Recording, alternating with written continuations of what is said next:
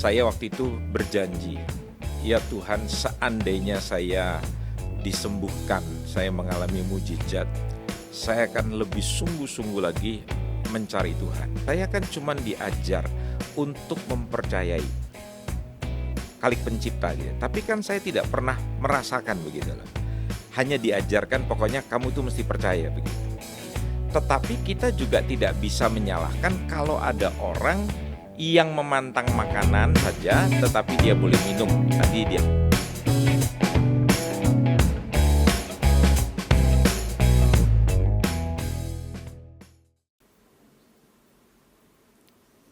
Shalom, selamat siang God Lovers. Bertemu lagi dengan saya, Apose Apolonius Lase dalam acara Diaspora TV Talk Show yang kita tayangkan setiap hari Sabtu pada pukul 13 waktu Indonesia bagian Barat.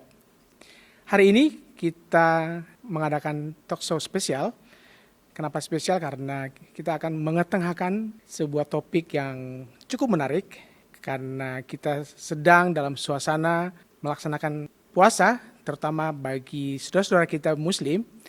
Nah, dalam kesempatan ini kita dari Diaspora TV, saya dan bersama kru mengucapkan selamat menunaikan ibadah puasa bagi saudara kami yang Muslim. Pada hari ini kita ingin berbincang-bincang dengan seorang hamba Tuhan terkait doa dan puasa ini, karena di tradisi Kristen bahkan di beberapa agama yang lain juga memiliki kebiasaan untuk melaksanakan puasa. Nah, ini menarik karena kita umat Kristen atau umat yang percaya kepada Kristus juga diminta untuk berpuasa. Bagaimana berpuasa secara Kristen? Apa saja jenis-jenis puasa yang dijalankan orang Kristen? Bahkan cara-caranya seperti apa?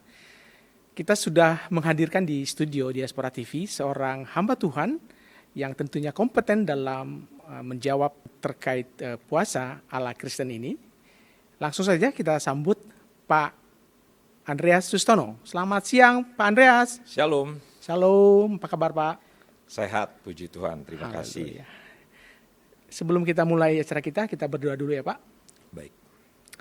Terima kasih Allah Bapa kami yang bertata dalam kerajaan surga. Kami bersyukur Tuhan atas kasih-Mu yang Engkau telah berikan bagi kami dari pagi hingga siang hari ini.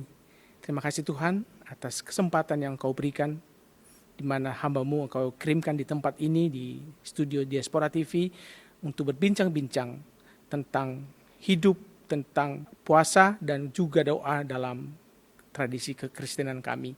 Ya Tuhan, biarlah bincang-bincang kami menjadi berkat bagi God Lover semua yang mendengarkannya. Dan kami juga berdoa Tuhan untuk Bapak Ibu yang telah tersambung dengan kami nanti untuk ikut berpartisipasi dalam acara ini. Ya Tuhan, berikan jaringan yang baik dan berkati mereka dan berikan kesehatan yang baik juga. Dalam nama Yesus kami awali acara ini. Haleluya. Amin. God Lovers, seperti biasa kami ingatkan bagi Anda yang sedang menonton acara ini, Anda bisa memberikan komentar di ruang komentar atau di live chat. Dan bagi Anda yang baru bergabung dengan kami, jangan lupa Anda berikan like, share, dan juga jangan lupa pastikan Anda telah subscribe dan tekan tombol loncengnya. Kenapa harus ditekan? Karena dengan itu Anda akan menjadi orang yang pertama yang diingatkan oleh YouTube setiap ada konten baru dari kami. Ya, langsung saja Pak Andreas. Bisa cerita sedikit Pak, masa kecil Bapak lahir di mana dan besar di mana Pak? Iya, saya lahir dalam keluarga yang tidak percaya sama Tuhan Yesus. Jadi kami sekeluarga itu sangat anti dengan kekristenan. Umur 8 tahun di dalam tradisi keluarga kami harus masuk dalam sekolah keagamaan, begitu ya. Jadi saya mulai dari sekolah keagamaan dalam tradisi masyarakat kami orang Jawa Timur. Jadi semua anak-anak ayah mengikuti tradisi keluarga besar itu, jadi ikut belajar agama dari usia 8 tahun kami diharuskan begitu. Sampai nanti satu saat saya mengalami kecelakaan. Jadi kalau ditanya kenapa saya memiliki agama yang lama, ya karena saya dilahirkan memang dari keluarga non-Kristen. Jadi kalau saya lahir dalam keluarga orang Buddha, maka saya otomatis akan menjadi orang Buddha. Kalau saya lahir dalam keluarga orang yang kepercayaan kejawen begitu, ya otomatis keyakinan saya akan mengarah ke situ. Tetapi karena saya dibesarkan dalam keluarga muslim yang taat, maka saya menjadi orang muslim yang memang taat dari kecil begitu. Sampai satu saat saya mengalami kecelakaan pada waktu itu saya menjelang sekolah SMA, itu saya mengalami tabrakan di tahun 76. Jadi pada waktu saya sadar, saya sudah di rumah sakit Dr. Sutomo di Surabaya, dan kemungkinan untuk hidupnya itu dikatakan oleh dokter 40 lawan 60. Artinya kemungkinan hidupnya hanya 40%. 60%-nya itu kemungkinan akan lewat begitu.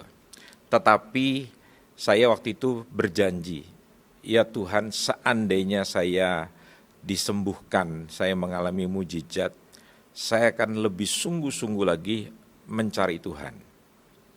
Tetapi saya merasakan pada waktu itu, kok saya yang istilahnya beragamanya cukup taat, cukup baik, menghadapi kematian itu ternyata tidak siap, takut sekali begitu. Nah, sebagai orang Jawa, saya lantas coba belajar kejawen, saya coba mulai berpetualang dari satu agama ke agama yang lain, hanya sekedar hanya untuk mencari saja begitu, tidak ingin berpindah agama. Sampai satu saat di tahun 79 saya bertemu pribadi dengan Kristus. Sebetulnya yang membuat saya bertemu ataupun saya tertarik dengan Kristus itu bukan karena saya melihat secara gaib atau saya mendengar suara secara supranatural. Bagi kami orang Jawa itu pengalaman-pengalaman seperti begitu itu adalah pengalaman yang biasa. Tetapi hal yang paling hebat yaitu saya merasakan rasa beban kesesakan yang begitu luar biasa itu seperti terlepas. Jadi saya merasakan ada satu yang saya nanti baru mengerti bahwa itu yang disebutkan yang namanya damai, yang belum pernah saya rasakan. Saya mulai mengalami jiwa yang tenang, dan semenjak hari itu sampai saya duduk di tempat ini, saya mengalami sebuah perubahan yang luar biasa. Jadi yang menarik saya untuk menjadi seorang pengikut Kristus itu adalah perubahan yang saya alami dari dalam. Saya merasakan ketakutan yang sangat luar biasa karena kematian itu di ujung mata. Kalau kita sedang duduk di sini, kita sedang berada di mall, kita sedang berada dalam sebuah pesta, itu kan kematian itu jauh. Tapi kalau kita sudah, saya melihat tubuh saya penuh dengan selang-selang, penuh dengan kabel, apa segala macam begitu, dan nanti dikatakan jam 4 itu saya akan dioperasi begitu. Karena saya perut dari ketiak sampai pinggang saya robek kan begitu, dan terjadi pembengkakan di dalam begitu. Jadi itu membuat saya betul-betul khawatir, takut. Dan saya merasakan begini, ternyata saya takut sekali menghadapi kematian. Dan saya tidak begitu siap menghadapi kematian. Jadi disitulah ada sebuah kegelisahan di dalam hati. Sehingga saya mencari dari satu kepercayaan kepada kepercayaan yang lain. Dan saya berkesimpulan gini, semua agama itu mengajarkan hal yang baik. Termasuk di dalam kekristenan, saya pernah datang di beberapa gereja. Saya secara jujur tidak terlalu tertarik melihat gereja, karena begini, orang itu duduk manis di dalam gereja, tapi pada waktu keluar ya sama saja dengan kepercayaan-kepercayaan yang lain. Jadi bagi saya begini, pada waktu saya pergi dengan ayah saya ke negara-negara yang istilahnya tidak mempercayai Tuhan gitu ya, bedanya orang yang beragama dengan tidak beragama itu seperti rumah yang satu dengan pagar, yang satu tanpa pagar. Yang dengan pagar itu kelihatan manis, yang tanpa pagar itu kelihatan begitu kasar. Tapi perilakunya sebetulnya sama. Jadi makanya saya katakan agama itu tidak pernah mengubah hidup saya. Sampai satu hari saya berjumpa pribadi dengan Kristus. Yang menarik saya itu sebetulnya bukan agamanya, tetapi pribadi yang bisa mengubahkan saya. Pribadi yang bisa mengubahkan. Tadi di awal Pak Andreas sempat mengatakan bahwa awalnya saya ini membenci kekristenan. Wujud kebencian seperti apa sih Pak waktu itu yang ada yang masih Bapak ingat? Ya, saya diajar begini. Orang Kristen itu kan pengajarannya bagus. Bahwa kalau kita katanya ditampar pipi kiri, kita dikasih pipi kanan. Teman-teman saya kan banyak orang Kristen. Turunan yang saya sebut namanya Tim Raja Mak Babon, Timor Toraja Manado Batak Ambon. Nah, para babon-babon ini kan boleh dikatakan mereka merasa dirinya lebih baik, menjadi Kristen, tetapi perilakunya yang saya lihat sehari-hari itu kenyataannya sama aja, tidak berbeda dengan kami yang beragama lain begitu. Makanya saya berpikir saya sedang menghadapi orang-orang yang munafik. Beda dengan kepercayaan kami. Gigi ganti gigi, darah ganti darah. Artinya kita itu tidak diajar menjadi orang yang munafik. Ya kalau kita diserang ya kita membalas begitu loh. Walaupun kita diajarkan untuk selalu menguasai diri, bersabar segala macam, tetapi kita itu secara kejiwaan itu jauh lebih normal gitu loh. Sedangkan orang-orang yang tadi saya bilang itu orang-orang Kristen itu punya pengajaran yang bagus tapi tidak bisa menghidupi di situ. Jadi bagi saya itu, bagi kami keluarga itu ya kita merasa kami itu lebih baik begitu loh. Ya. Itu prinsip saya dulu. Ayah saya seorang tentara militer begitu. Jadi dia dulu ya sering tugas keluar kan begitu. Jadi kalau saya melihat orang-orang di negara sosialis yang notabene tidak percaya pada Tuhan pencipta begitu, mereka mengatakan dengan terus terang kami hidup tanpa Tuhan. Tetapi kalau saya melihat perilaku mereka, kesopanan mereka tidak kalah. Bahkan mereka jauh lebih santun, mereka jauh lebih ramah ketimbang kita yang istilahnya mengaku beragama begitu loh. Mereka tanpa Tuhan tetapi mempunyai perilaku yang baik begitu loh. Contoh misalnya gitu, kalau kita menyapa mereka, menegur mereka, mereka dengan santun menjawabnya begitu. Padahal kalau ditanya apa yang menjadi kepercayaan Anda? Oh, saya tidak percaya pada Sang Pencipta, pada Tuhan, itu mereka tidak percaya. Jadi di situ saya simpulkan, ternyata orang beragama dengan tidak beragama itu cuman beda tipis. Makanya saya dulu terus terang sempat berpikir begini, mendingan saya menjadi mini ateis. Dikatakan tidak percaya masih percaya, dikatakan percaya ya kenyataannya juga tidak terlalu menjalani begitu. Kenapa? Karena kekecewaan dalam hidup. Sampai yang tadi saya bilang saya bertemu dengan Kristus. Prosesnya bisa diceritakan, Kak? Ya, waktu itu saya sedang sekolah di bangku SMA. Ya, dan saya diajak oleh seorang staf ahli menteri. Saya tidak usah sebutkan dari departemen apa. Jadi dia mengajak ini adalah seorang wanita yang cantik. Sebetulnya dia bukan mengajak saya, tapi mengajak teman saya. Nah, teman saya ini adalah anak seorang pejabat di kementerian yang sama dengan wanita itu. Jadi kami dua-duanya sama-sama bukan orang percaya. Tetapi karena yang mengajaknya itu santun, jadi dia mengajak gini, Mas mau nggak ikut persekutuan namanya. Jadi dia bukan mengajak ke gereja, jadi mengajak kepada sebuah kumpulan, sebuah persekutuan. Nah, saya tanya, apa itu persekutuan? Oh, kita cuman kumpul, nyanyi, kita akan makan gitu. Jadi saya tidak berpikir itu sebuah agama, sebuah kepercayaan. Jadi saya berpikirnya ya kenapa kita mau diajak untuk bersama-sama dalam kebersamaan. Saya tanya yang hadir siapa? Ya orang-orang muda, pelajar SMA, mahasiswa muda. Jadi saya datang di situ, Bang. Sehingga pada waktu saya datang itu saya kaget, ternyata itu adalah sebuah ibadah Kristen. Tetapi yang saya kagum adalah semuanya orang muda. Dan yang saya lihat mereka adalah orang-orang yang baik, orang-orang yang manis. Tetapi kan saya selalu membatasi diri saya, membuat satu tembok begitu. Saya sudah mempunyai sebuah kesimpulan, agama itu semua baik kalau di dalam, begitulah. Tapi kalau di luar berbeda. Tapi yang tidak bisa saya pungkiri pada waktu saya mendengarkan kebenaran. Mereka menyebutnya kebenaran firman Tuhan. Jadi itu tatkala firman itu disampaikan, itu betul-betul memukul saya. Sepertinya begini, orang yang menyampaikan firman itu sedang nyindir saya. Padahal di situ tidak ada yang tahu tentang diri saya. Tetapi apa yang disampaikan itu betul-betul mengenai diri saya. Tetapi sebagai orang muda ya sudah, begitu pulang ya hilang lagi begitu. Sampai di tengah minggu, perempuan itu zaman itu kan tidak ada handphone ya, jadi orang biasa menelpon ke rumah. Jadi dia menelpon ke rumah dengan kata-kata, Mas nanti hari Sabtu kita ada persekutuan seperti minggu lalu, saya mengundang Mas dengan teman Mas datang. Ya teman saya tidak bisa datang, tidak mau datang. Nah pada waktu saya datang, saya kaget yang mengundang saya itu tidak ada. Gitu. Tetapi saya tadinya mau keluar seperti ada sesuatu yang menahan. Nah di kali kedua itulah saya merasakan ada sesuatu yang berbeda dengan apa yang selama ini saya bertualang dari satu kepercayaan kepada kepercayaan yang lain. Ada satu yang membawa firman itu berbeda dengan orang yang minggu lalu, tapi itu betul-betul menyentuh hati saya. Nah, pada waktu saya pulang sebetulnya tidak terjadi apa-apa. Nah, pada malam sebelum jam 12 itu saya merasakan betul-betul sesak. Jadi saya sulit bernapas begitu. Pada waktu itu saya yang paling gampang adalah menahan sakit itu, tidak ingin berteriak begitu. Tetapi saya tidak tahan sampai pada akhirnya saya berdoa.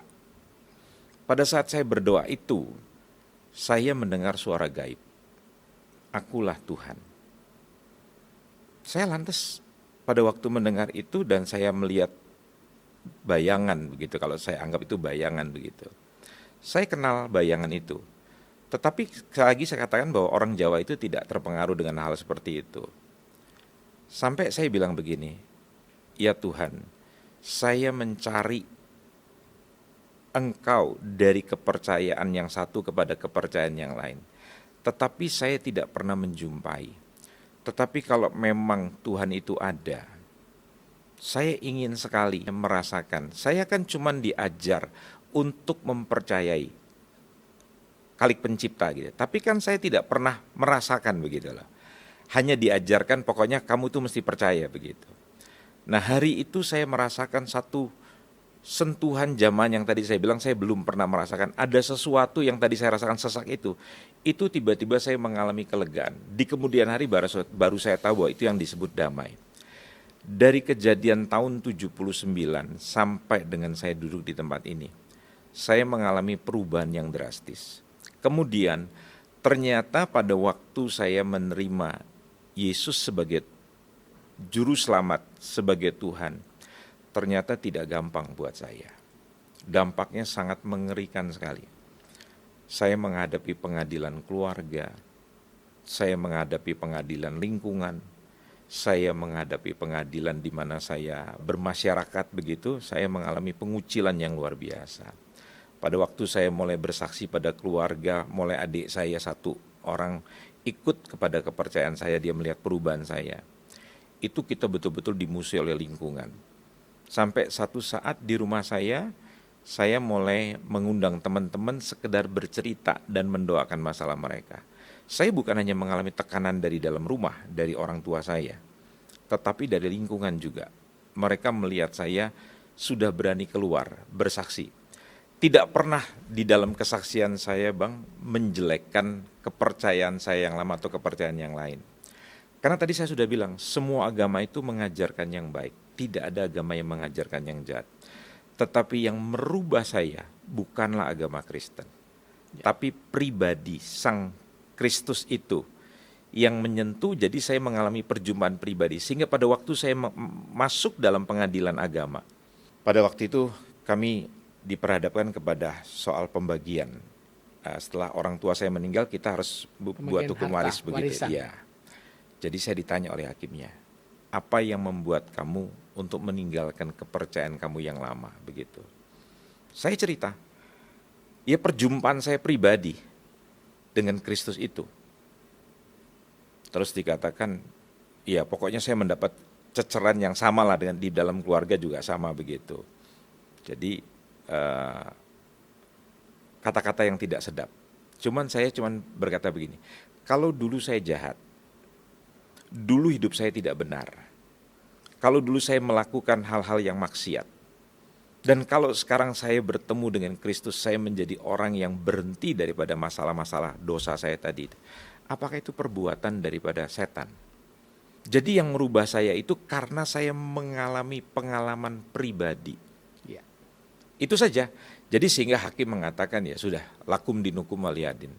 Agamaku, agamaku, agamamu, agamamu. Jadi saya juga tidak ingin menyerang karena keluarga besar saya sampai hari ini masih mempunyai kepercayaan yang sama. Dan kalau mereka sebentar lagi misalnya mau Idul Fitri, saya juga datang menghormati.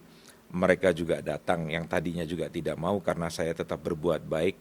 Mereka juga akhirnya melakukan kebaikan hal yang sama. Jadi kita tidak perlu membalas yang jahat dengan yang jahat. Saya pikir itu, Bang, yang bisa saya ceritakan dari pengalaman saya. Kemudian 16 tahun kemudian satu keluarga besar saya menerima Kristus sebagai juru selamat. Haleluya. Itu dia.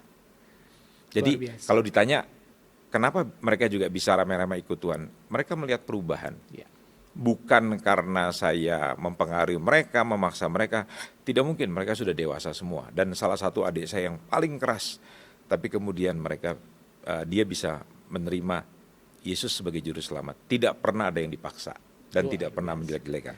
Dan proses itu membawa Bapak hingga sampai sekarang menjadi hamba Tuhan yang kemana-mana, ke Nias, ke kantong-kantong Kristen lah ya Pak ya. Betul, ke Dan seluruh Indonesia. mungkin nanti bisa kita lebih explore lagi soal pelayanan Bapak yang luar Iya. biasa itu. Pasti Bapak punya pengalaman kan di agama yang lama berpuasa. Tetapi saat ini kita tidak bicara itu. Kita ingin membicarakan terkait bagaimana konsep puasa di kekristenan yang kira-kira Pak Andreas bisa bagikan kepada kita.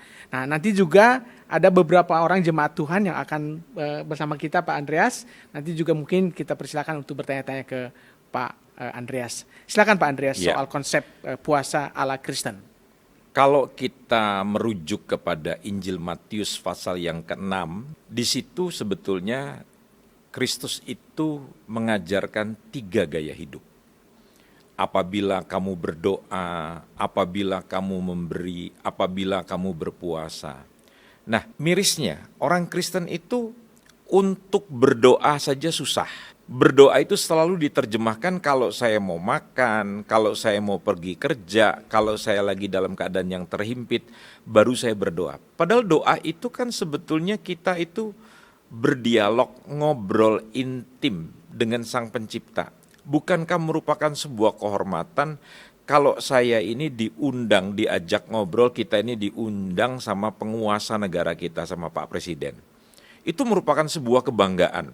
Nah, seringkali ada banyak orang, mereka tidak suka berdoa. Kemudian mirisnya lagi, orang Kristen juga nggak suka memberi. Padahal itu gaya hidup orang percaya begitu. Memberi itu bukan karena dipaksa, tapi karena mencintai Tuhan. Nah, sekarang gaya hidup yang ketiga itu berpuasa. Kalau yang pertama, yang kedua itu masih banyak orang masih bisa melakukan berdoa dan memberi. Tetapi mirisnya sekarang itu berpuasa itu sekarang hilang di dalam gereja. Di dalam gereja Katolik, khususnya minggu-minggu mau menjelang Paskah ini, Wajib mereka puasa. masih diajarkan untuk berpuasa. Ada yang selama 40 hari, ada yang 1 hari. Itu dalam kepercayaan gereja Katolik. Tetapi di dalam kepercayaan orang Yahudi kuno, itu dalam 1 tahun, Bang. Mereka itu berpuasa yang disebut dalam hari raya pendamaian. Hari raya Yom Kippur, hari raya penebusan. Atau hari raya Gafirat itu. Mereka berpuasa itu dari semenjak matahari terbenam selama 25 jam. Jadi itu yang diwajibkan kepada orang Yahudi pada masa itu. Dan sampai hari ini orang Yahudi masih melakukan demikian. Tetapi selain kebiasaan-kebiasaan berpuasa yang dilakukan oleh orang Yahudi yang diperintahkan oleh Tuhan dalam 1 tahun pada hari raya pendamaian itu, kita juga mengenal ada puasa-puasa yang dilakukan secara perseorangan. Misalnya saja, pada waktu orang-orang Israel menghadapi tekanan daripada musuh, mereka bisa berpuasa selama 7 hari, mereka bisa berpuasa selama 3 hari. Bahkan kalau kita melihat cerita di dalam kitab Daniel, pada waktu dia menghadapi sebuah tantangan untuk menerjemahkan mimpi daripada sang raja, begitu, dia mengambil puasa. Ya. Bahkan puasa di dalam kitab Daniel itu ada begitu bermacam-macam. Jadi kalau ditanya tadi Bang, sebetulnya bentuk puasa di dalam kekristenan itu seperti apa? Arti daripada puasa itu sebetulnya adalah memantang makanan dan memantang minuman. Jadi kalau orang berpuasa itu ya tidak makan, tidak minum sebetulnya. Tetapi di dalam cara orang-orang kuno, dalam gereja kuno, itu mereka bisa meniru ada orang yang berpuasa tidak makan dan tidak minum dalam kurun waktu tertentu. Bahkan kalau kita mempelajari di dalam kitab Injil, orang Farisi itu dengan pongahnya, dengan sombongnya mengatakan, aku seminggu berpuasa 2 kali. Itu kalau di dalam sejarahnya itu disebut puasa Senin Kemis, begitu kira-kira. Jadi kita bisa melakukan. Nah, ada yang bertanya begini, kalau begitu puasa kekristenan itu berapa lama? Yang penting di dalam puasa itu adalah kita belajar menyangkal diri, menyangkal daging kita. Tidak hanya berpantang makan dan minum saja ya Pak ya? Iya, karena kan makanan itu kan adalah hal yang kecil. Ya. Kalau kita tidak bisa memantang makanan tertentu begitu, bagaimana kita bisa menahan nafsu kita yang besar? Ya. Artinya apa? Kita itu sangat dikuasai dengan yang yang namanya keserakahan, kerakusan dalam Nafsu. soal makanan, nafsu. Jadi kalau kita tidak bisa kendalikan, dari mana saya belajar Bang? Di dalam Injil Matius 6 ayat yang ke-25 itu dikatakan ada kalimat begini, bahwa tubuh lebih penting daripada makanan. Kesehatan itu lebih penting daripada makanan. Orang yang tidak mementingkan tubuhnya, kesehatannya, tetapi lebih mementingkan makanan, jangan heran nanti satu hari tubuh ini pintar. Secara alamiah tubuh ini akan meminta dia berpuasa. Jadi artinya kalau abang sakit, nggak usah diajarin. Tubuh itu secara otomatis dia tidak mau makan. Begitu.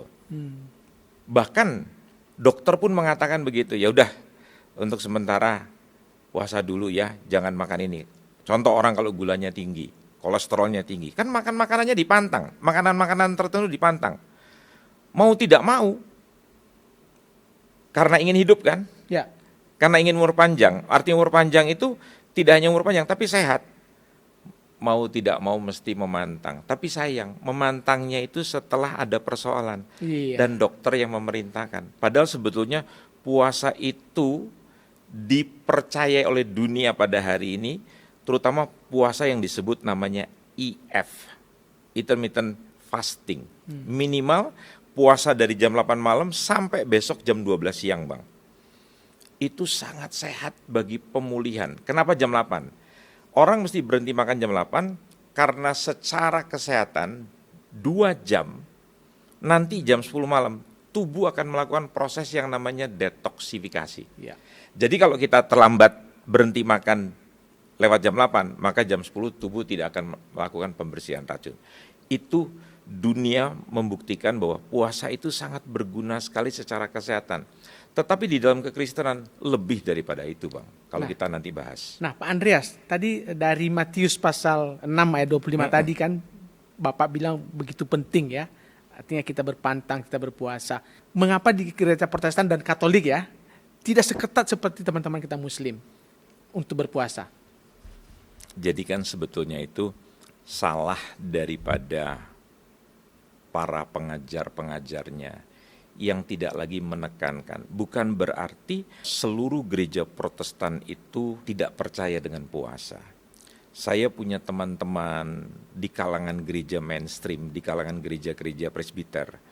Itu yang sekarang itu mereka sangat tahu sekali bahwa puasa itu merupakan salah satu gaya hidup di dalam iman kekristenan. Jadi mereka bisa merasakan. Contoh, misalnya kita melihat membaca satu ayat yang dikatakan oleh murid-muridnya kepada gurunya begitu. Tuhan, saya sudah mengusir setan loh, tapi setan ini nggak bisa keluar. Nah, lantas sang guru, Yesus itu mengatakan begini, model seperti begini, itu tidak bisa dilakukan dengan cara biasa, kecuali dengan doa dan puasa. Jadi, puasa itu tidak bisa sendirian. Puasa harus dengan doa. Doa bisa tanpa puasa. Tapi puasa harus dengan doa. Karena kalau puasa tanpa doa itu namanya diet. Diet begitu Bang. Jadi kalau dikatakan kenapa ada begitu banyak orang yang hari-hari ini tidak puasa? Karena gereja tidak mengajarkan, kurang menekankan. Contoh ya, pengaruh daripada pengajaran gereja yang tidak terlalu benar. Misalnya begini. Saudara kalau memberi sama Tuhan, harus. Sebab kalau Anda tidak memberi, Anda akan terkutuk. Jadi kita mengajar kepada jemaat itu memberi dengan rasa takut, dengan rasa intimidasi. Sebetulnya, pengajaran memberi itu tidak begitu Bang. Orang itu memberi dengan baik kalau dia mencintai pribadi yang diberi. Saya memberikan kalung emas seberat 10 gram di hari ulang tahun istri saya, buat mama saya 2 gram. Ibu yang melahirkan saya. Tapi buat istri saya yang saya cintai 10 gram. Mengapa saya bisa memberi lebih? Karena saya lebih mencintai diri saya sendiri. Istri itu kan orang Jawa bilang garwo, separuh daripada raga saya begitu. Jadi saya bisa memberi kepada Tuhan kalau saya mencintai Tuhan. Sama Bang. Jadi jangan pernah memaksakan orang untuk memberi, berdoa dan berpuasa kalau dia tidak mengerti makna yang sebenarnya. Kalau dia tahu itu bisa membawa perubahan di dalam hidupnya. Contoh yang sederhana sekali. Saya baru menulis beberapa waktu yang lalu. Tuhan mengatakan kita harus merenungkan firman itu siang dan malam. Dan firman itu memberikan kesegaran. Kenapa hari-hari ini kita tertekan? Karena yang kita renungkan itu bukanlah firman, tetapi persoalan kita, kekhawatiran kita. Dan kalau kita merenungkan kekhawatiran persoalan kita, itu menyedot energi kita. Jadi itulah kalau kita tidak menghidupi firman, sama kalau kita tidak berpuasa, ada banyak berkat di dalam puasa kita yang dijanjikan Tuhan itu akan hilang. Kira-kira begitu Bang? Ya artinya tadi kalau analoginya memberi, berarti juga kata atau istilah terminologi puasa ini diartikan masing-masing oleh gereja ya, seenaknya aja ya. Jadi tidak menurut Alkitab lagi. Makanya kembalilah kepada Alkitab. Karena di dalam contoh-contoh perjanjian baru, kalau misalnya ada orang bilang, oh itu perjanjian lama. Ya. Tapi di dalam kehidupan Yesus, dia sendiri melakukan puasa. 40 Debut hari. pelayanannya dimulai dengan berpuasa, 40 hari begitu. Nah, ada gereja yang mengatakan begini, tapi itu kan terjadi sebelum Yesus terangkat ke surga. Loh, sesudah Yesus terangkat ke surga di dalam Kisah Rasul 13 kita lihat begitu umat Tuhan itu mendapatkan perintah dari Tuhan untuk mengkhususkan Saulus dan Barnabas, lantas mereka di dalam ayat yang ketiga mereka melakukan puasa. Jadi kalau misalnya memang itu merupakan ajaran perjanjian lama atau itu hanya merupakan ajaran sebelum Yesus naik ke surga, kenapa kok tentang puasa itu dikanonkan di dalam perjanjian baru? Ya, menarik. Jadi itu. Betul. Jadi harus kembali kepada Alkitab. Nah, seperti yang kita janjikan tadi Pak, beberapa partisipan sudah berada di beranda kita di Diaspora TV. Barangkali mereka juga memiliki pertanyaan kepada Bapak, bisa tentang puasa, bisa juga tentang persona Bapak ya. Pertama kita bisa sambungkan dengan Ibu Natali ya, yang ada di Jakarta. Halo, salam. Halo, shalom. Shalom. Apa kabar? Puji Tuhan luar biasa. Ya, silakan dengan pertanyaannya Bu Natali. Terima kasih. Halo Pak Andreas. Shalom Ibu. Shalom. Pak Andreas, mungkin Bapak sudah lupa ya. Bapak itu suhu saya di tahun 2005-2006. Guru kom Pak, kom di GBI Pusat. Iya. Ya, saya waktu itu sebagai murid Bapak. Saya menanyakan Pak Andreas, apa saja sih yang perlu dipersiapkan jika seseorang ingin melakukan puasa? Itu saja. Lalu yang kedua, itu sesungguhnya itu apa sih yang tujuan orang Kristen itu melakukan puasa? Mungkin saya bicara tujuannya dulu ya Mbak Natali ya. Jadi kalau ditanya tujuan kita berpuasa itu ada banyak hal yang kita bisa dapatkan manfaatnya. Yang pertama, orang berpuasa itu, ibadah itu kan sebetulnya latihan. Jadi pada waktu orang berpuasa itu sebetulnya dia tujuannya itu adalah melatih dirinya, menaklukkan. Karena musuh terbesar dalam hidup manusia itu kan bukan orang lain. Kita melawan kedagingan kita, ego kita. Yesus kan mengajarkan gini, siapa yang mau ikut aku? Kamu harus menyangkal diri. Artinya musuh terbesar kita itu daging. Nah pada waktu kita berpuasa sebetulnya kita tujuannya adalah belajar untuk mematikan daging kita. Jadi itu dulu. Kemudian di dalam berpuasa itu kita lebih dekat lagi dengan Tuhan. Kenapa saya bilang lebih dekat lagi dengan Tuhan? Karena pada waktu kita berpuasa itu kan kita mengalihkan fokus kita. Jujur ya, kalau kita nggak puasa, sebentar-sebentar ini, tadi misalnya kita sebelum jam 12, jam pagi itu kita sudah berpikir nanti mau sarapan apa. Begitu kita di kantor, kita di kampus, di sekolah, kita berpikir nanti siang kita mau makan apa. Habis makan itu nanti kita pikir lagi, nanti kita juga akan mau snack apa, malam mau makan apa. Jadi kita itu selalu fokusnya ke situ, kepada bagaimana caranya memuaskan daging. Jadi pada waktu kita berpuasa, sebetulnya kita sedang memutuskan keinginan daging. Jadi kita masuk dalam satu dimensi yang lebih tinggi. Jadi kita berpindah dari alam daging ini kepada alam di mana Tuhan berada. Begitu loh. Jadi lebih banyak berfokusnya saya mau mendekatkan diri kepada Tuhan. Makanya ada banyak orang kalau dia sudah tidak bisa dilaksanakan diselesaikan dengan cara daging, dengan kekuatan manusia, selalu ada orang berkata begini, saya mau berdoa lah, saya mau mencari wajahnya Tuhan, saya mau mengejar Tuhan, saya mau merendahkan diri. Nah, salah satu cara merendahkan diri itu di dalam Alkitab itu adalah dengan berpuasa. Begitu. Jadi puasa itu adalah tujuannya luar biasa. Nah, sekarang ditanya persiapan apa saja. Sebetulnya persiapannya sederhana saja. Kita tidak perlu untuk terlalu macam-macam begitu. Kalau saya misalnya nanti mau puasa mulai nanti malam misalnya begitu, seperti tadi kayak puasanya kesehatan dari jam 8, ya udah saya makan seperti kayak kakak saya itu sekarang sudah berusia 71 tahun, suaminya 81 tahun, hidupnya sehat. Karena kalau makan malam itu tidak pernah melewati jam 6. Dari semenjak muda sampai sekarang mereka usianya sudah sangat lanjut sekali. Mereka tidak pernah makan malam lewat daripada jam 6. Dan ternyata itu secara kesehatan itu bagus sekali. Nah, lihat anak-anak muda zaman sekarang. Nanti jam 7 makan, jam 9 makan, mau tidur makan, tengah malam ngigo juga ambil makanan lagi. Makanya kita punya lambung tidak pernah istirahat, dan itu yang membuat kita jadi sakit.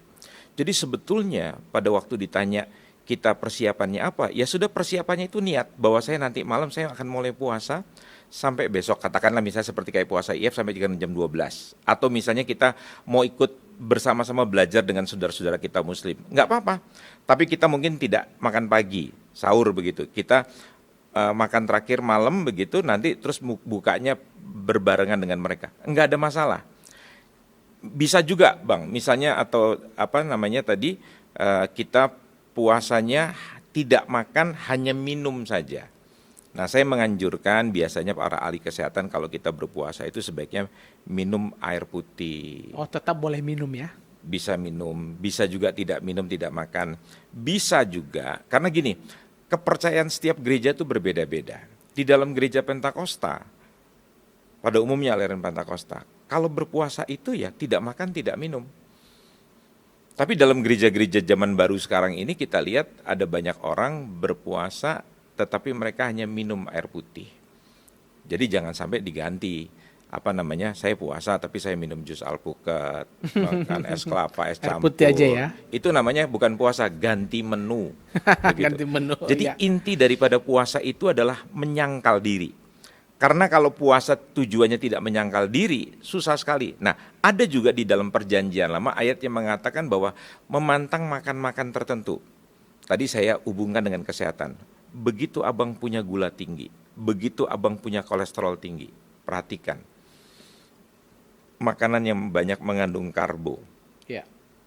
itu sudah harus dipantang. Apa itu yang banyak mengandung karbo, mengandung gula? Nasi. Misalnya buah-buah musiman, begitu. Nasi dengan turunannya mau beras hitam, beras putih, beras merah, atau misalnya ketan apa segala macam. Itu harus dipantang kalau kita memang mau punya kehidupan yang baik, yang normal. Satu lagi, kalau misalnya kita sudah mulai fungsi ginjal kita menurun, semua makanan yang mengandung kalium tidak boleh dimakan. Pisang, jeruk, alpukat, beras merah. Itu makanan-makanan yang tadinya menjadi kita sukai. Sekarang mau tidak mau karena kesehatan dipantang. Jadi maksudnya puasa tadi memantang makanan-makanan tertentu seperti Daniel, dia hanya makanan sayur dan buah-buahan, makanan-makanan ayapan baginda yang berlemak, makanan hewan itu tidak dimakan. Bisa dalam kurun waktu tertentu kita punya niat, saya mau memantang makanan itu. Jadi tujuannya itu betul-betul ini loh, mengajar daging, menyangkal daging. Itu aja niatannya begitu. Terus sekarang saya tanya Bang, sekarang gantian saya tanya sama Abang. Mengampuni orang itu wajib apa tidak? Wajib. Wajib. Tapi kenyataannya bagaimana? Sulit kan? Tetap sulit. Memberi itu wajib apa tidak? Wajib. Tapi kenyataannya Sulit. sulit. Berpuasa itu juga merupakan sebuah gaya hidup. Tetapi kalau kita orang Yahudi, gereja kuno, itu disiplin itu masih dilakukan. Tetapi dengan berjalannya waktu karena faktor keduniawian, hedonisme, materialisme. Jadi gaya-gaya dunia itu akhirnya itu betul-betul mengeliminasi kebenaran. Jadi orang sekarang merasa, ini sekarang ada hal yang baru lagi Bang, misalnya gini, sekarang orang tidak perlu lagi ke gereja. Ya, karena pandemi. Itu alasan saja, tetapi sekarang karena teknologi, kita sudah memasuki dunia metaverse. Jadi kita tidak perlu lagi untuk datang ke gereja, dan nanti akan datang waktunya bahwa gedung-gedung gereja itu tidak diperlukan lagi orang Kristen. Kalau gedung gereja tidak diperlukan lagi, itu saya masih setuju karena mungkin bisa terjadi persekusi, bisa terjadi gempa bumi. Tapi kita berkumpul sebagai orang Kristen itu adalah sebuah keharusan. Kenapa? Karena gereja dianalogikan seperti sebuah keluarga. Lu bagaimana kalau keluarga nggak kumpul lagi? Tetapi, ada tetapinya. Hari ini orang mengatakan begitu, bahwa gereja itu nggak penting on-site, tapi online. Ini semacam kekeliruan berpikir ya. Iya. Salah pikir. Jadi saya mengatakan begini Bang, ya nanti satu hari, saya pendeta di tempat ini akan memberkati mempelai perempuan di Johannesburg di Afrika Selatan, yang calon suaminya ada di Inggris.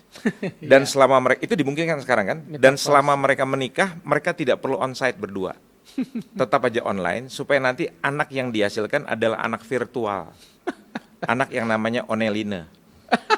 Online gitu. Nah itu pemahaman begitu. Sama puasa pun kalau kita mengikuti sejarah kenapa bisa terjadi sebuah eliminasi sampai akhirnya puasa itu tidak lagi terjadi di dalam kalangan orang Kristen, itu bukan ajaran Kristen yang sebenarnya. Seperti misalnya perceraian. Apakah memang perceraian diizinkan? Kan pada mulanya tidak. Tapi sekarang contohnya misalnya seperti Abang kan dari Nias, saya baru pulang dari Nias Selatan.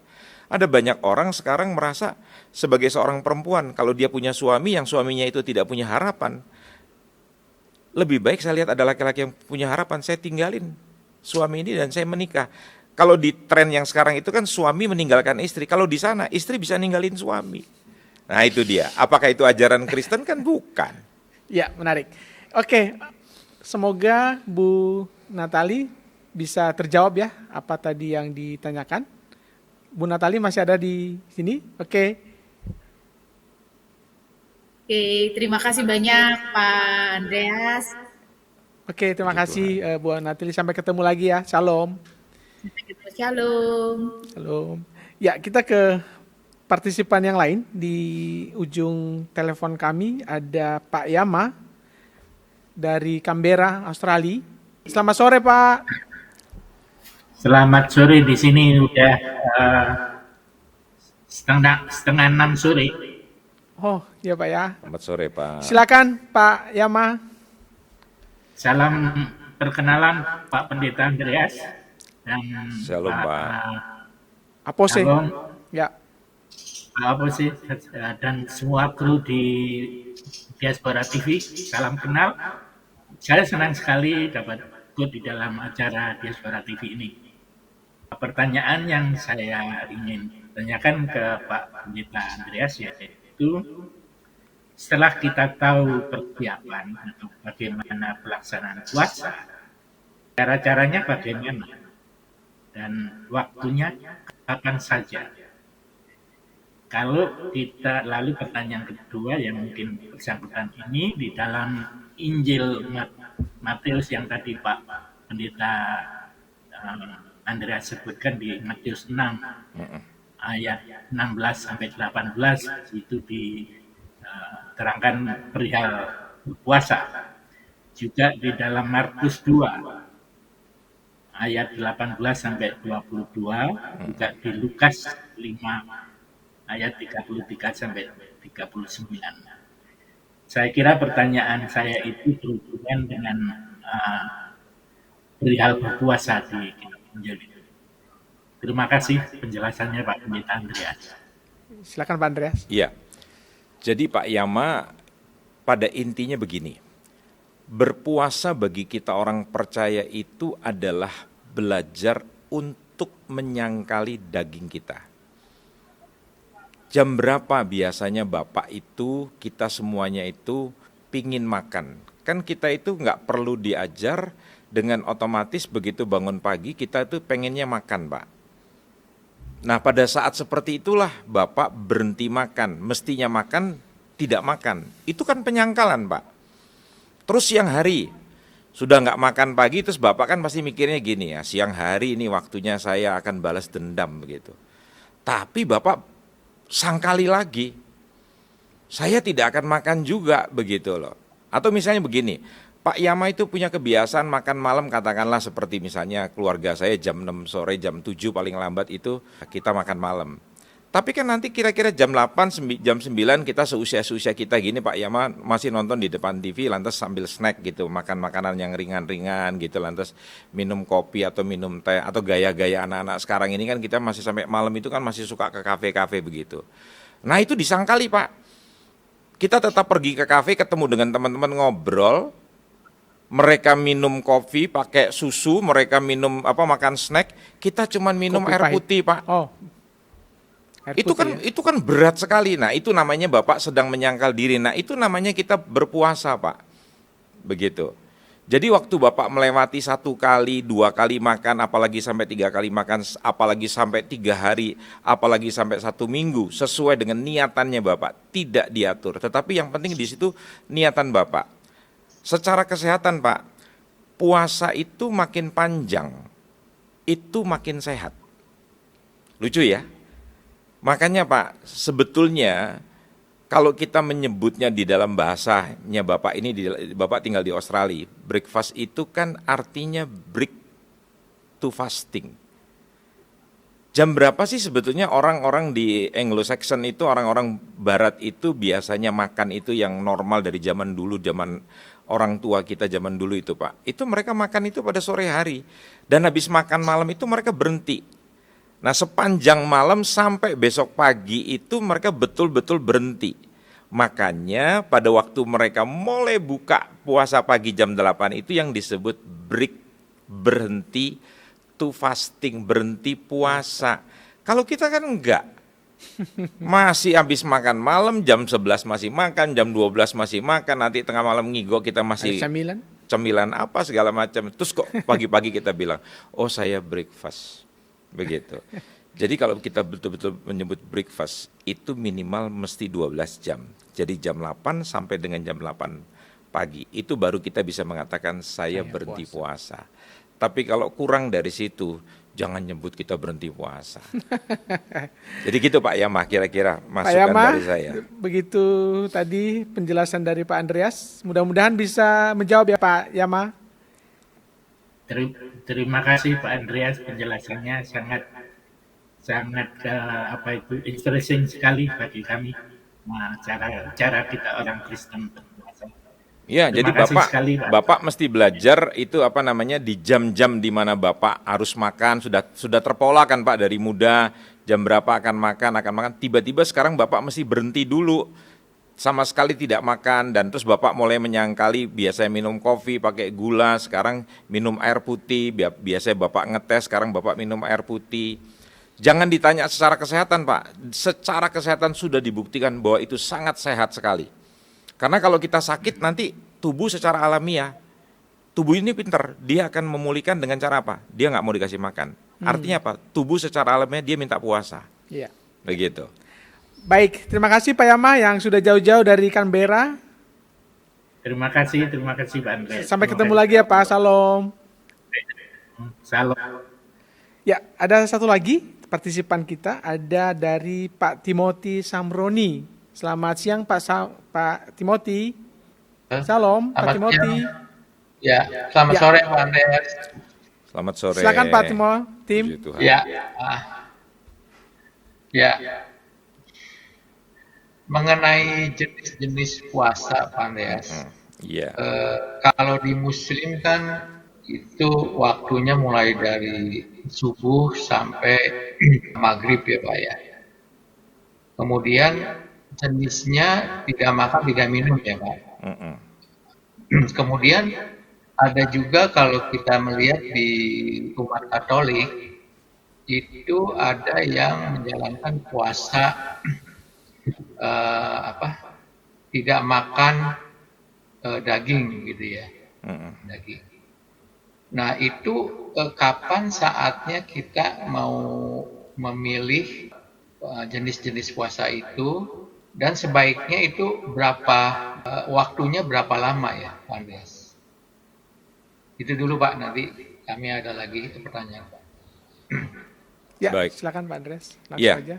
Pak Tim, pertanyaan yang bagus sekali.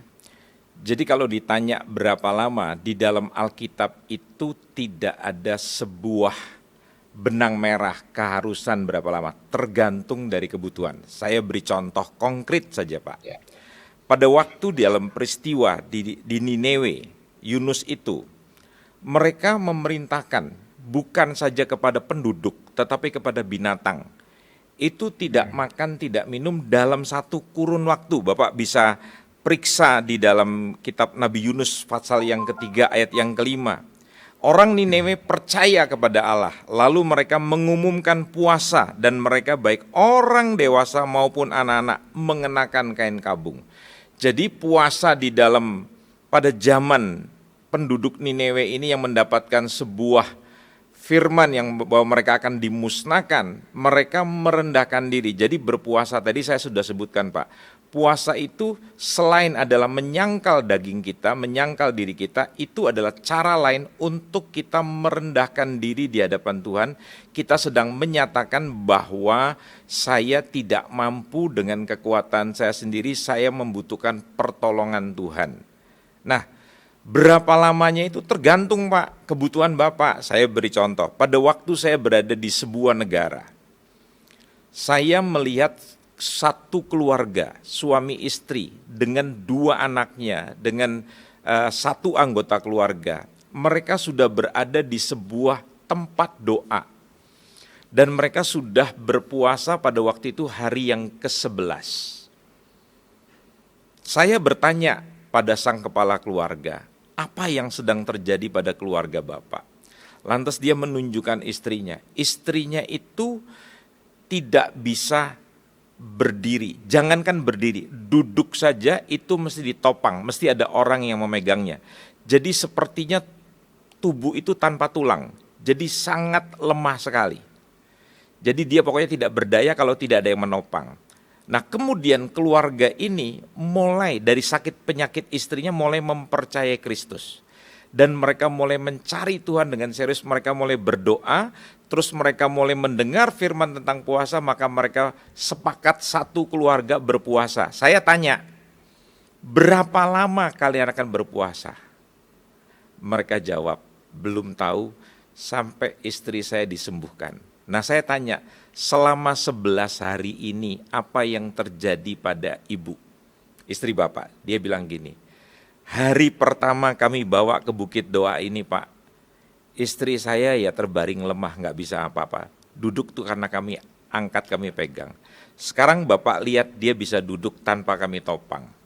Nah itulah betapa dahsyatnya puasa itu. Jadi puasa itu sebetulnya kalau digandeng dengan doa, atau doa digandeng dengan puasa, itu betul-betul, kan tadi saya sudah bilang Bang, puasa itu menandakan diri kita itu memasrahkan diri kepada Tuhan, kita merendahkan diri, menandakan bahwa kita itu tidak berdaya, kita tidak mampu, kita membutuhkan pertolongan Tuhan. Ternyata waktu kita merendahkan diri kita, di situ tangan Tuhan menjamah.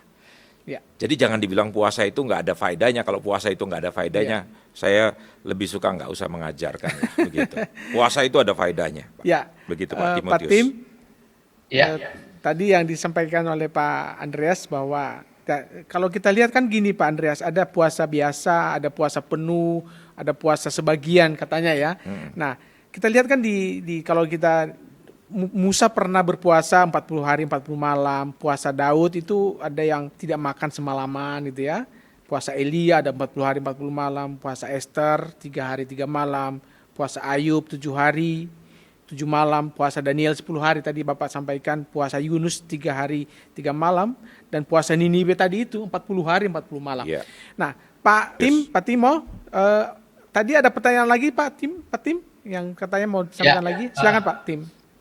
Iya Pak Apostol dan Pak Andreas. Mm-mm. Kita mencoba melihat di Matius 4 ayat 2 ya Pak. Setelah berpuasa 40 hari 40 malam, Iya. akhirnya laparlah Yesus Pak. Ya. Nah, pernah satu kali saya ngobrol-ngobrol dengan teman-teman, Iya, Pak. memberikan penjelasan bahwa Yesus itu memang bukan manusia. Itu adalah anak Allah yang memang kita percaya mempunyai kekuatan. Jadi puasa yang dijalani oleh Yesus itu ya pasti puasa makan dan minum gitu ya. Mm-mm. Nah, mungkin pentafsiran yang tadi saya sampaikan, apakah pandangan lain dari Pak Andreas, Pak? Jadi kalau secara kesehatan, Pak, puasa 40 hari itu sebaiknya dilakukan dengan minum. Begitu, bahkan biasanya ada orang selama 40 hari dia memantang makanan itu, dia hanya memakan, misalnya dia cuma minum jus saja, tetapi dia tidak makan makanan yang berat, begitu. Jadi memang harus kita belajar juga hukum kesehatannya harus kita pelajari juga. Biasanya Pak Timotius, kalau dibilang bahwa Yesus itu bisa puasa 40 hari karena dia adalah Tuhan, puasa 40 hari itu dilakukan juga oleh Musa yang notabene dia adalah manusia, Pak. Dan puasa 40 hari itu juga dilakukan oleh orang-orang Yahudi. Pak, jangankan kita tidak makan selama 40 hari dan kita cuma memantang makanan-makanan tertentu. Kita selama 40 hari aja nggak boleh makan nasi aja, itu kita sudah sakau karbo, Pak. Begitu. Saya sudah 3 bulan tidak makan nasi, tidak makan kentang, tidak makan umbi-umbian, tidak makan ketan dan turunannya. Itu pada beberapa hari kemudian saya melihat roti, saya melihat nasi, itu saya sakau. Sakau. Jadi betul-betul saya stres berat dan saya ingin sekali meraih. Tetapi saya bisa menang karena saya ingat pada tujuan. Saya harus belajar mengalahkan daging saya. Dan itu akhirnya dilewati. Dan akhirnya sekarang saya setelah 3 bulan itu saya mendapatkan tubuh saya jauh lebih baik, jauh lebih sehat. Bayangkan Pak, itu secara kesehatan saja. Tetapi puasa di dalam kekristenan itu, tadi saya bilang mau 3 hari, mau 7 hari, mau 40 hari, Pak Tim harus melihat tujuannya kemana, begitu loh Pak. Karena ada banyak orang begini, dia ngotot sama Tuhan. Kalau doanya 1 hari tidak dijawab, itulah doa yang tidak berkeputusan. Jadi kalau mau ditanya berapa lama saya akan berdoa untuk persoalan saya, katakan ya sampai 8 hari, ya dibarengi dengan puasa begitu Pak. Mungkin misalnya kalau kita mau puasa 40 hari, misalnya setiap sore Pak Tim buka, begitu loh, dengan makanan-makanan yang terbatas begitu. Karena biasanya Pak kalau sudah mencapai 40 hari itu, kantong nasi kita sudah mulai mengecil. Enggak usah 40 hari Pak, 3 hari saja Bapak sudah biasa makan sedikit membatasi, nanti pada hari keempat, hari kelima, hari keenam itu Bapak akan merubah pola makan begitu, tidak lagi bisa banyak begitu. Makanya secara pribadi saja, saya yang dulu beratnya 90 kilo, celana saya 39, hari ini celana saya 32 Pak. Berat badan saya 68,3 dari 90. Bagaimana caranya? Saya melakukan hukum kesehatan yang namanya puasa, Pak, begitu, menyangkal diri. Tetapi faedahnya di dalam kekristenan itu luar biasa, membuat konsentrasi saya yang tadinya kepada makan, kesibukan saya kepada hal-hal yang daging tadi, toh saya tahu bahwa saya tidak akan makan. Jadi saya lebih konsen, Bang, kepada hal-hal yang sifatnya roh, begitu loh. Ya. Nah itu kira-kira manfaatnya, Pak Tim. Oke Pak Tim, terima kasih Pak Tim atas partisipasinya. Mau berjelas lagi ya Pak Andreas ya. Oke. Yang tadi kan yang di Matius 4 ayat 2 loh Pak, bahwa Yesus berpuasa. Nah kondisinya kan di padang gurun. Iya. Jadi memang pengertiannya puasa tidak makan, tidak minum ya Pak? Oh enggak, tafsirannya itu banyak sekali Pak Tim. Tetapi pada umumnya begini, Yesus itu memang dia berpuasa tidak makan tapi dia masih minum Pak, begitu loh. Tetapi begini Pak, ini saya hubungkan karena puasa itu kan tidak boleh lepas dari kesehatan. Ya. Manusia Pak bisa tahan tidak makan tidak minum itu sampai dengan 7 hari, begitu. Yang paling ideal kalau tidak makan tidak minum itu 3 hari, begitu loh. Jadi kalau Bapak mau puasa 7 hari atau lebih dari 7 hari, 2 minggu, 14 hari atau 21 hari atau 40 hari. Puasanya Daniel itu aja 21 hari ataupun 10 hari itu dia hanya memantang makanan-makanan yang enak gitu loh Pak. Sekarang misalnya Pak Timotius sukanya makan apa? Soto, Lamongan begitu. Bapak senangnya makan bakpao. Nah itu dipantang Pak dalam satu kurun waktu begitu dan konsentrasi Bapak dalam doa. Nah itu luar biasa sekali. Jadi tidak ada masalah Bu kalau Bapak memantang makanan tetapi Bapak tetap minum boleh begitu. Ya. Itu Pak Itu Tim. Pak Tim. Ya. Baik, terima kasih Pak Bang Tim. Ded. Terima kasih. Terima kasih Bang Ded. Terima kasih. Terima kasih. Tuhan berkati ya Pak. Tuhan Baik, cukup ini juga ya, hangat juga ya. Perbincangan terkait Iya. puasa ini. Kita orang Kristen ini sebenarnya dalam tanda petik wajib Pak, melakukan puasa. Dan karena itu memberikan tidak saja dampak secara rohani, tapi tadi itu kesehatan kita menjadi lebih baik lagi. Betul. Nah, ada puasa biasa, ada puasa penuh di istilah terminologinya, ada puasa sebagian. Nah, ini bisa dijelaskan nggak secara singkat, Pak? Bagaimana sih puasa biasa itu? Puasa penuh itu seperti apa? Apakah puasa penuh itu nggak boleh makan, nggak boleh minum? Apakah seperti itu? Silakan, Pak. Jadi itu kan merupakan sebuah kesimpulan dari kita mempelajari firman Tuhan secara komprehensif gitu loh. Secara menyeluruh kita dapat menyimpulkan ada puasa yang diterjemahkan tidak makan dan tidak minum. Dan itu dipercaya oleh gereja Pantekosta. Jadi kalau Anda mau puasa ya tidak boleh makan, tidak boleh minum. Apakah salah? Betul. Buktinya dalam agama lain pun dilakukan seperti saudara kita muslim yang namanya puasa ya tidak makan, tidak minum.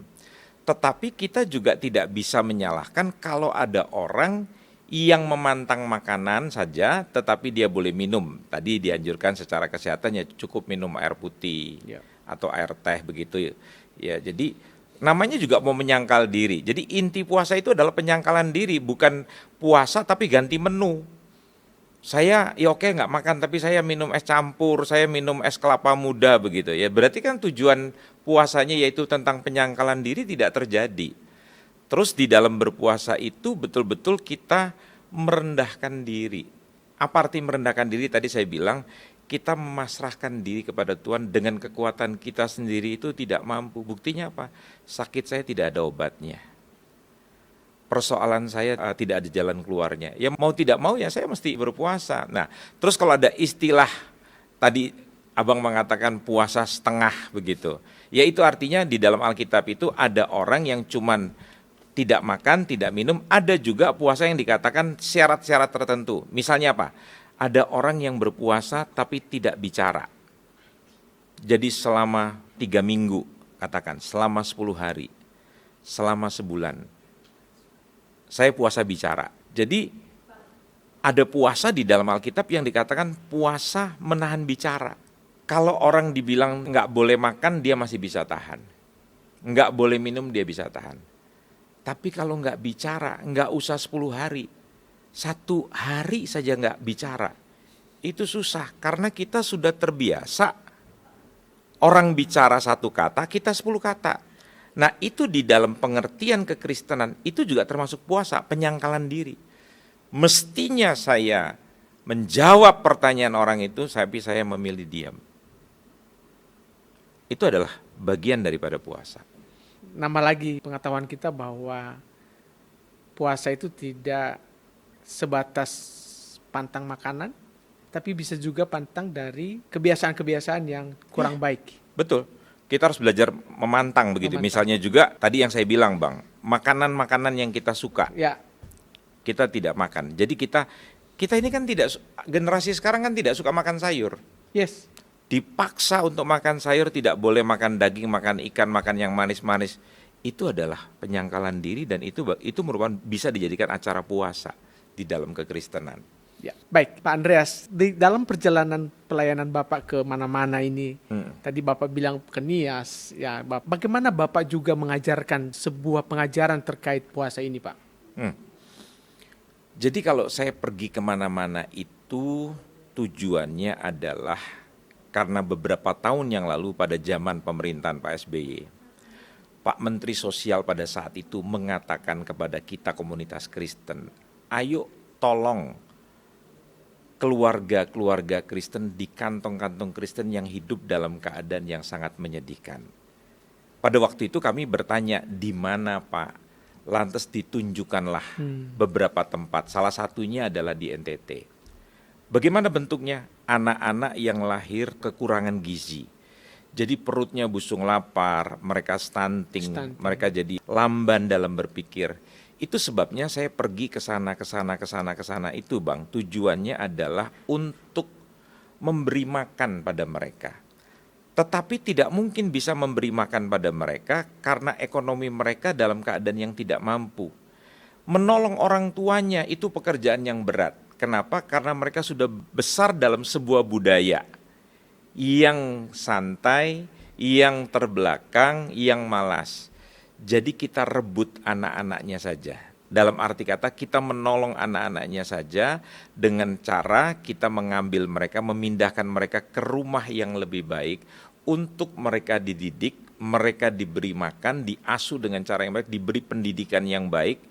Sementara orang tua masih bisa melihat mereka. Jadi mereka dimanusiakan. Dengan harapan mereka nanti satu hari bisa menjadi manusia yang sejajar dengan manusia-manusia yang tidak miskin tadi.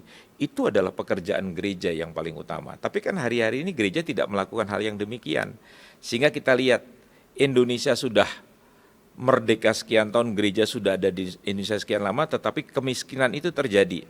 Nah, bagian daripada pendidikan tadi, mengajar anak juga bukan karena mereka sekarang sudah makannya cukup, gizinya baik, mereka tetap diajar. Biasanya kami di tempat-tempat rumah-rumah anak harapan itu, kami menyebutnya rumah anak harapan karena memang itu kami menyediakan tempat tinggal di atas tanah yang rata-rata besarnya 3.000 sampai dengan 7.000 meter. Kami membangun rumah-rumah yang kira-kira besarnya minimal 1.000 sampai dengan 2.000 meter, tergantung kebutuhan daripada daerah itu. Nah, kita mengajar minimal seminggu satu kali.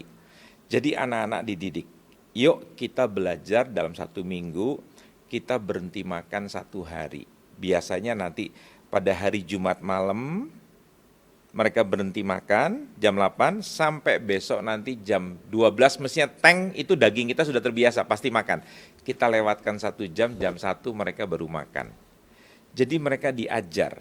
Dari usia berapa? Dari sedini mungkin mereka diajar untuk menyangkal diri. Jadi kalau sebagai manusia dalam soal makan saja kita tidak bisa menguasai diri kita, percayalah dalam hal yang lebih besar lagi kita tidak bisa mengalahkan. Itu cara kami mengajar mereka. Pak Andreas, Ya. dari pengalaman Bapak berpuasa selama ini, tadi Bapak bilang bahwa berat badan turun, hidup menjadi lebih sehat. Sehat. Ya, secara spiritual Pak, ada nggak pengalaman atau hasil puasa yang bisa Bapak bagikan yang pernah Bapak alamin? Orang berpuasa itu mengalihkan dari kedagingan. Karena kalau kita tadi berpikirnya, contoh saja, habis ini kan kita mesti makan.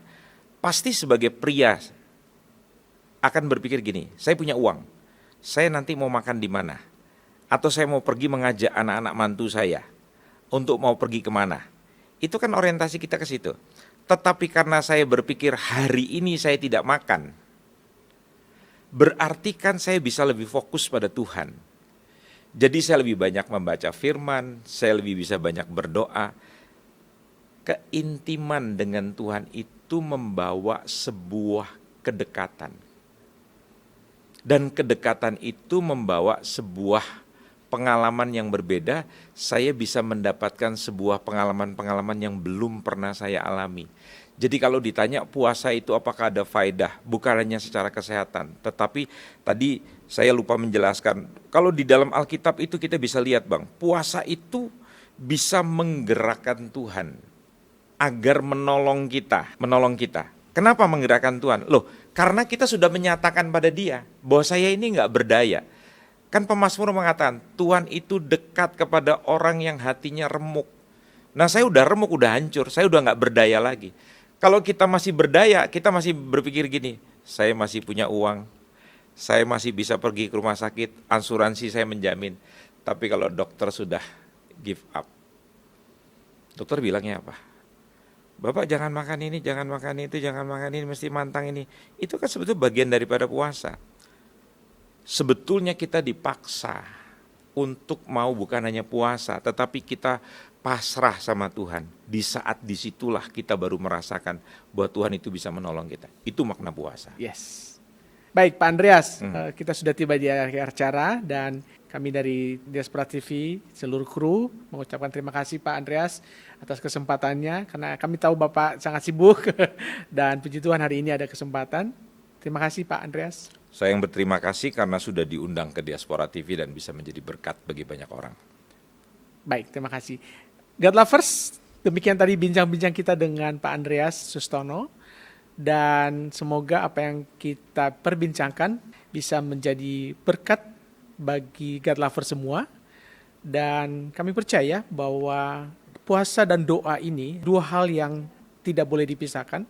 Ketika kita berpuasa, maka disitulah kita juga harus berdoa, meminta pertolongan Tuhan. Puasa bukan saja berpantang dari makan dan minum, kita juga berpantang dari keinginan daging kita, sehingga dengan itu kita menjadi remuk dan kita menjadi bisa mendapatkan pertolongan dari Tuhan. Kami ucapkan juga terima kasih kepada para partisipan kami. Tadi ada Ibu Natali, ada Pak Timothy, kemudian juga ada Pak Yama dari Australia. Terima kasih atas partisipasi Anda semua. God Lovers, terima kasih atas atensi yang diberikan dan jangan lupa bagi Anda yang belum subscribe, silakan subscribe dan jangan lupa tekan belnya supaya YouTube akan memberikan notifikasi setiap ada konten baru dari kami. Demikian dari kami, sampai jumpa di lain waktu. Tuhan Yesus memberkati. Salam.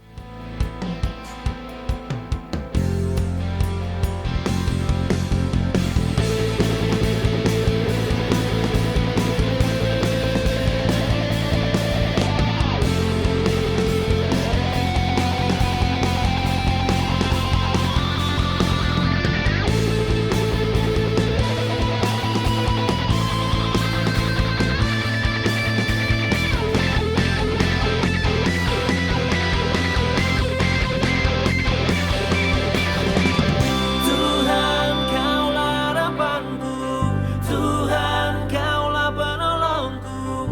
Takkan pernah kau biarkan aman selalu ku di dalammu.